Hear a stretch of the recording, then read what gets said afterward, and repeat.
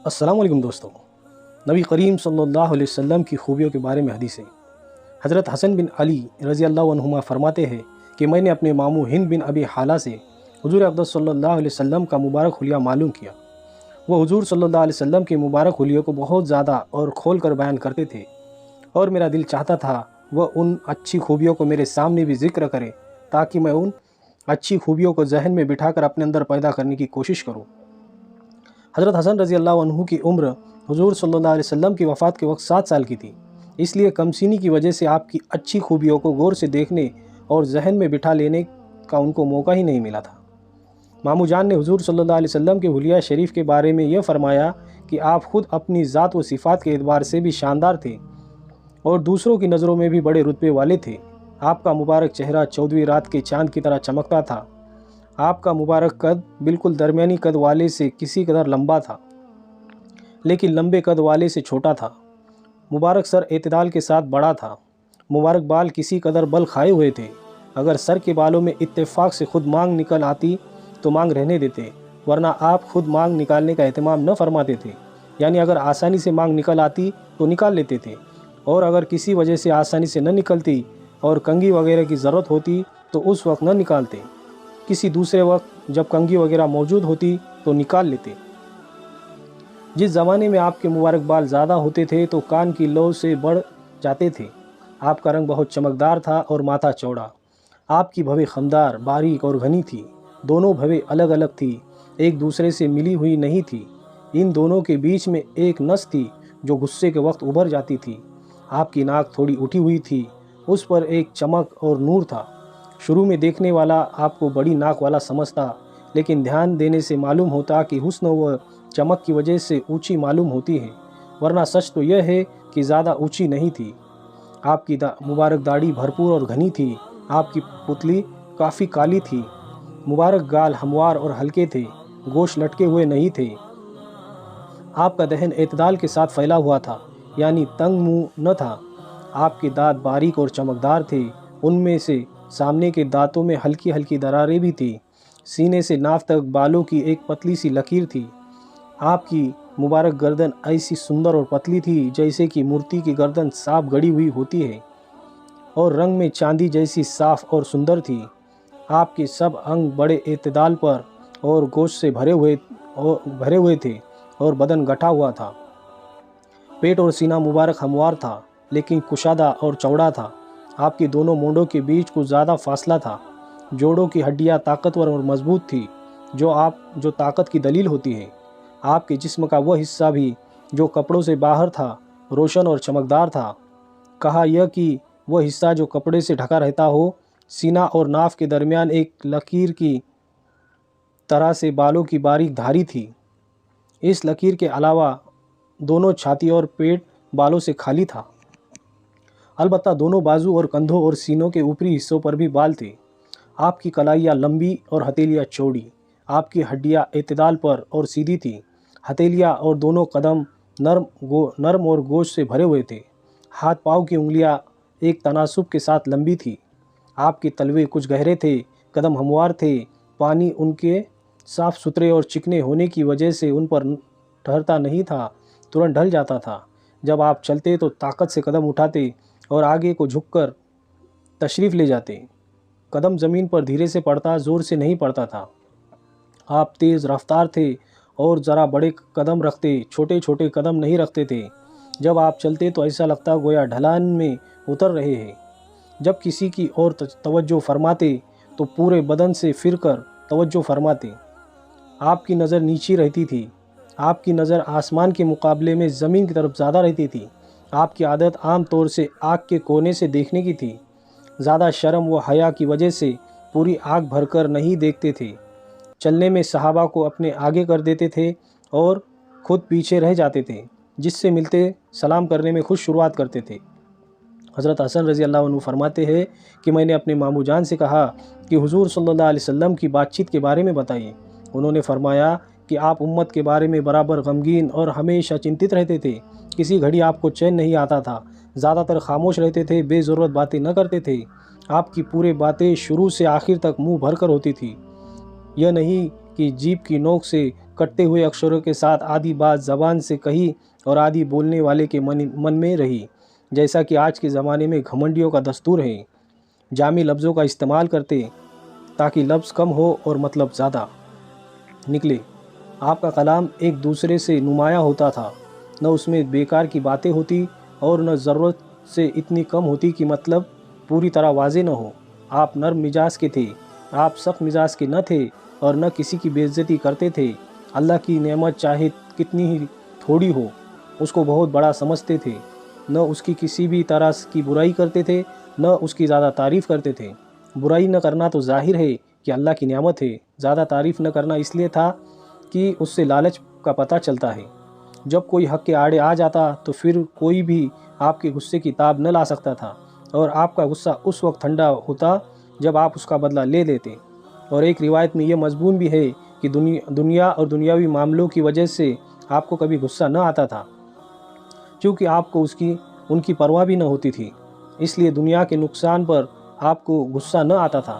البتہ اگر کسی دینی معاملے میں اور حق بات میں کوئی آڑے آتا تو اس وقت آپ کے غصے کی کوئی آدمی تاب نہ لا سکتا تھا اور کوئی اس کو روک بھی نہ سکتا تھا، یہاں تک کہ آپ اس کا بدلہ لے لیں۔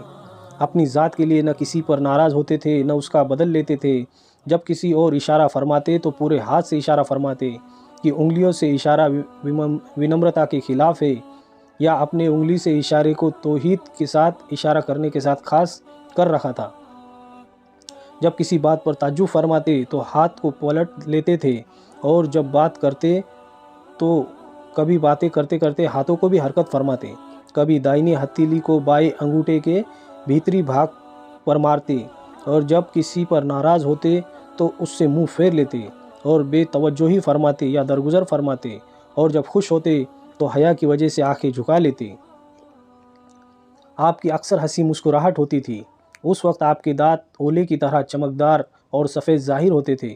حضرت حسن رضی اللہ عنہ فرماتے ہیں کہ میں نے حضرت حسین بن علی رضی اللہ عنہ سے حضور صلی اللہ علیہ وسلم کی ان خوبیوں کا ایک زمانے تک ذکر نہیں کیا، لیکن جب میں نے ان خوبیوں کا ذکر کیا تو مجھے پتہ چلا کہ وہ تو ماموں جان سے یہ باتیں مجھ سے پہلے ہی پوچھ چکے ہیں، اور یہ بھی مجھے پتہ چلا کہ وہ اپنے والد سے رسول پاک صلی اللہ علیہ وسلم کے مکان تشریف لے جانے اور باہر تشریف لانے اور مجلس میں تشریف فرمانے اور حضور صلی اللہ علیہ وسلم کے طور طریقوں کو بھی معلوم کر چکے تھے، اور ان میں سے ایک بات بھی انہوں نے نہیں چھوڑی تھی۔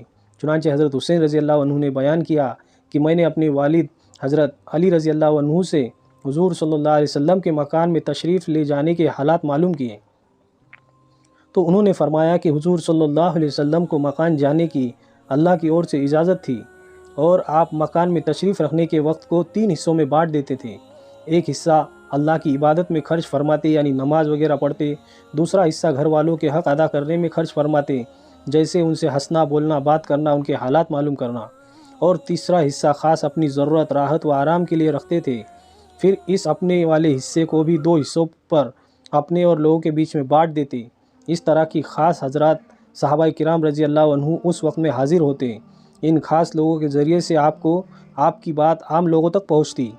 ان لوگوں سے کسی چیز کو اٹھا کر نہ رکھتے تھے، یعنی نہ دین کے معاملوں میں نہ دنیا کے منافع میں، غرض ہر قسم کا نفع بے جھجک پہنچاتے تھے۔ اور امت کے اس حصے میں آپ کا یہ طریقہ تھا کہ ان آنے والوں میں فضل والی، یعنی علم و فضل والوں کی حاضری کی اجازت میں ترجیح دیتے تھے۔ اس وقت کو ان کی دینی فضیلت کے لحاظ سے ان پر بانٹ دیتے تھے۔ کوئی ایک ضرورت لے کر آتا اور کوئی 2 اور کوئی بہت ساری ضرورتیں لے کر حاضر ہوتا۔ آپ ان کی ضرورتیں پوری کرنے میں لگ جاتے اور ان کو ایسے کاموں میں لگا دیتے جو خود ان کے اور تمام امت کے سدھار کے لیے فائدہ مند اور کارآمد ہو۔ آپ ان آنے والوں سے عام مسلمانوں کے دینی حالات پوچھتے، اور جو ان کے مناسب بات ہوتی آپ ان کو بتا دیتے، اور ان کو یہ فرما دیتے جو لوگ یہاں موجود ہیں وہ ان فائدہ مند اور ضروری باتوں کو غائب لوگوں تک پہنچا دیں۔ اور یہ بھی ارشاد فرماتے تھے کہ جو لوگ کسی عذر، پردہ، دوری یا شرم یا رعب کی وجہ سے مجھ سے اپنی ضرورت نہیں ظاہر کر سکتے، تم لوگ ان کی ضرورتیں مجھ تک پہنچا دیا کرو، اس لیے کہ جو آدمی بادشاہ تک کسی ایسے آدمی کی ضرورت پہنچائے جو خود نہیں پہنچا سکتا، تو قیامت کے دن اس آدمی کے قدم کو جمائے رکھیں گے۔ حضور صلی اللہ علیہ وسلم کی مجلس میں ضروری اور فائدہ مند باتوں کا ذکر ہوتا تھا، اور ایسے ہی معاملوں کو حضور صلی اللہ علیہ وسلم خاموشی سے سنتے تھے۔ اس کے علاوہ لایانی اور بیکار باتیں سننا گوارا نہیں کرتے تھے۔ صحابہ رضی اللہ عنہ حضور کی خدمت میں دینی معاملوں کے طلبگار بن کر حاضر ہوتے تھے اور کچھ نہ کچھ چکھ کر ہی واپس جاتے تھے۔ چکھنے سے مراد دینی باتوں کا حاصل کرنا بھی ہو سکتا ہے اور کسی چیز کا کھانا بھی مراد ہو سکتا ہے۔ صحابہ رضی اللہ عنہ حضور صلی اللہ علیہ وسلم کی مجلس سے ہدایت اور خیر کے لیے مشعل اور رہنما بن کر نکلتے تھے۔ حضرت حسین رضی اللہ عنہ فرماتے ہیں کہ میں نے اپنے والد سے حضور صلی اللہ علیہ وسلم کے باہر تشریف لانے کے بارے میں معلوم کیا کہ آپ باہر تشریف لا کر کیا کیا کرتے تھے، تو انہوں نے فرمایا کہ حضور صلی اللہ علیہ وسلم ضروری باتوں کے علاوہ اپنی زبان کو استعمال نہیں فرماتے تھے۔ آنے والوں کا دل رکھتے، ان کو اپنے قریب کرتے، انہیں دور نہ کرتے، یعنی تنبیہ وغیرہ میں ایسا طریقہ اختیار نہ فرماتے جس سے ان کو حاضری میں وحشت ہونے لگے، یا ایسی باتیں نہ کرتے جن کی وجہ سے دین سے نفرت ہونے لگے۔ ہر قوم کے بڑے لوگوں کی عزت فرماتے اور اس کے خود اپنی اور سے بھی اسی قوم پر متولی اور سردار مقرر فرما دیتے۔ لوگوں کو عذاب الہی سے ڈراتے، یا نقصان دہ باتوں سے بچنے کی تاکید فرماتے، یا لوگوں کو دوسروں سے احتیاط رکھنے کی تاکید فرماتے اور خود اپنی بھی لوگوں کو تکلیف پہنچانے یا نقصان پہنچانے سے حفاظت فرماتے، لیکن باوجود خود احتیاط رکھنے اور احتیاط کی تاکید کے کسی سے اپنا اچھا اخلاق نہیں ہٹاتے اور اپنے صحابہ کی خبرگیری فرماتے۔ لوگوں کے حالات، آپس کے معاملوں کی جانچ پڑتال کر کے ان کو سدھارتے، اچھی بات کی تعریف فرما کر اس کو طاقت پہنچاتے اور بری بات کی برائی بتا کر اس سے دور کرنے کی کوشش کرتے اور روک دیتے۔ حضور صلی اللہ علیہ وسلم ہر معاملے میں بیچ کا راستہ اپناتے، بات پکی اور صحیح فرماتے، نہ اس طرح کی کبھی کچھ اور کبھی کچھ۔ لوگوں کو سدھارنے میں غفلت نہ فرماتے کہ کہیں وہ دین سے غافل ہو جائے یا حق سے ہٹ جائے۔ ہر کام کے لیے آپ کے یہاں ایک خاص انتظام تھا۔ حق بات میں نہ کبھی کوتاہی فرماتے تھے، نہ حد سے آگے بڑھتے تھے۔ آپ کی سیوا میں آنے والے انسانوں کے بہترین لوگ رہتے تھے۔ آپ کے نزدیک افضل وہی ہوتا تھا جو ہر ایک کا بھلا چاہنے والا ہو، اور آپ کے نزدیک بڑے رتبے والا وہی ہوتا تھا جو انسانوں کے دکھ میں کام آئے اور ان کی مدد میں زیادہ حصہ لیں۔ حضرت حسین رضی اللہ عنہ فرماتے ہیں کہ میں نے اپنے والد سے حضور صلی اللہ علیہ وسلم کی مجلس کے حالات معلوم کیے، تو انہوں نے فرمایا کہ آپ کا اٹھنا بیٹھنا سب اللہ کے ذکر کے ساتھ ہوتا تھا، اور آپ اپنے لیے کوئی جگہ خاص نہیں کرتے تھے، دوسروں کو بھی جگہ خاص کرنے سے منع فرماتے تھے۔ جب کسی جگہ آپ تشریف لے جاتے تو جہاں جگہ ملتی وہی تشریف رکھتے، اور اسی کا لوگ حکم فرماتے کہ جہاں جگہ خالی مل جائے بیٹھ جایا کرو۔ آپ مجلس میں حاضر لوگوں میں سے ہر ایک کا حق ادا فرماتے، یعنی خوش دلی کے ساتھ، اور بات چیت میں جتنا اس کا حق ہوتا اس کو پورا فرماتے۔ آپ کے پاس کا ہر بیٹھنے والا یہ سمجھتا کہ حضور صلی اللہ علیہ وسلم میرا سب سے زیادہ اکرام و عزت فرما رہے ہیں۔ جو آپ کے پاس کسی کام سے بیٹھتا یا آپ کے ساتھ کھڑا ہوتا تو آپ اس کے ساتھ رہتے یہاں تک کہ وہ خود ہی چلا جائے۔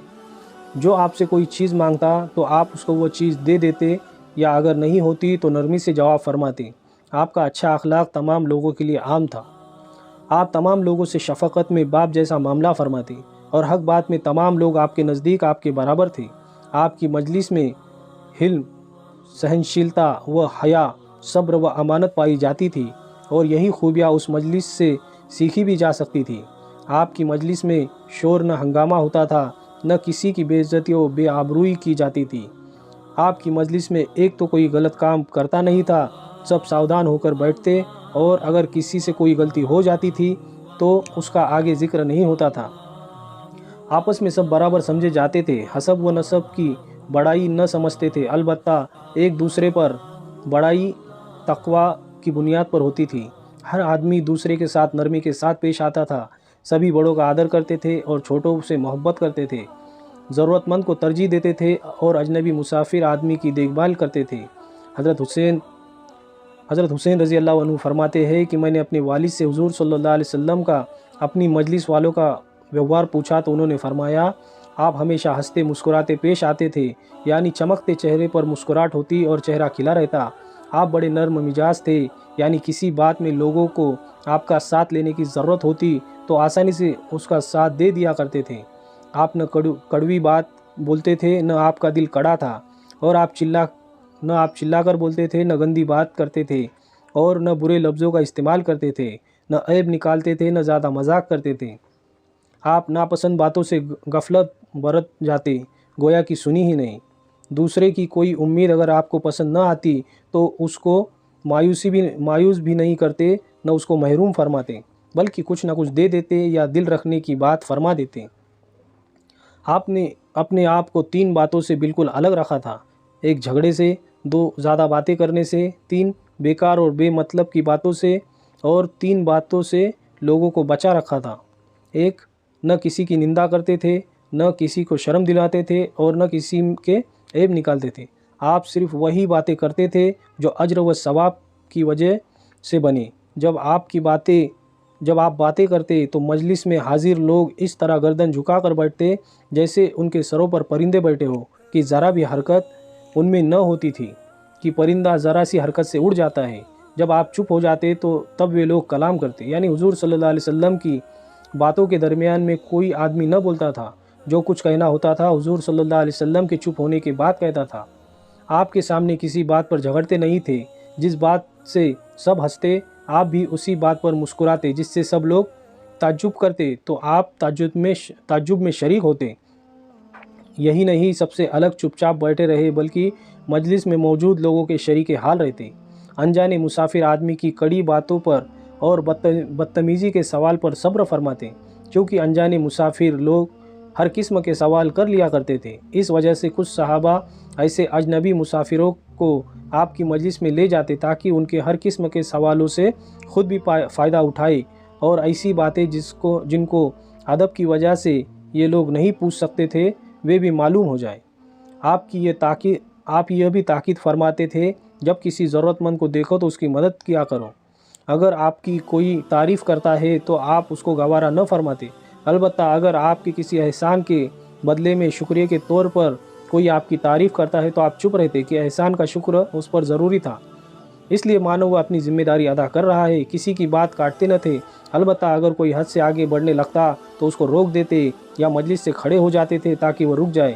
حضرت حسین رضی اللہ عنہ فرماتے ہیں، میں نے اپنے والد سے حضور صلی اللہ علیہ وسلم کی خاموشی کی کیفیت کے بارے میں پوچھا۔ انہوں نے فرمایا کہ آپ 4 موقعوں پر خاموشی اپناتے تھے: 1 برداشت کرنا، 2 بیدار مغز ہونا، 3 اندازہ لگانا، اور 4 سوچ بچار کرنا۔ آپ 2 باتوں کا اندازہ لگایا کرتے تھے کہ کس طرح تمام لوگوں کے ساتھ دیکھنے میں اور بات سننے میں برابری کا معاملہ ہو۔ آپ باقی رہنے والی آخرت اور فنا ہونے والی دنیا کے بارے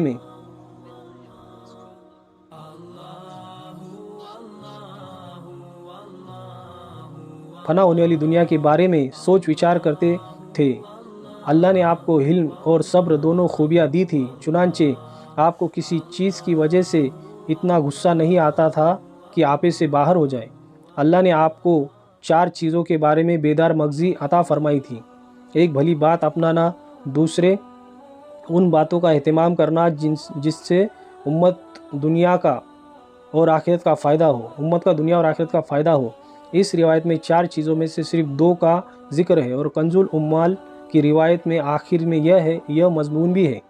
اللہ نے آپ کو 4 چیزوں کے بارے میں بیدار مغزی عطا فرمائی تھی: 1 نیک باتوں کو اپنانا تاکہ اس نیک باتوں میں لوگ آپ کی پیروی کریں، 2 بری بات کو چھوڑنا تاکہ لوگ بھی اس سے رک جائیں، 3 اپنی امت کی بھلائی چاہنے والے کاموں کے بارے میں خوب سوچ بچار کرنا، 4 امت کے لیے ان باتوں کا اہتمام کرنا جس سے ان کی دنیا اور آخرت کا فائدہ ہو۔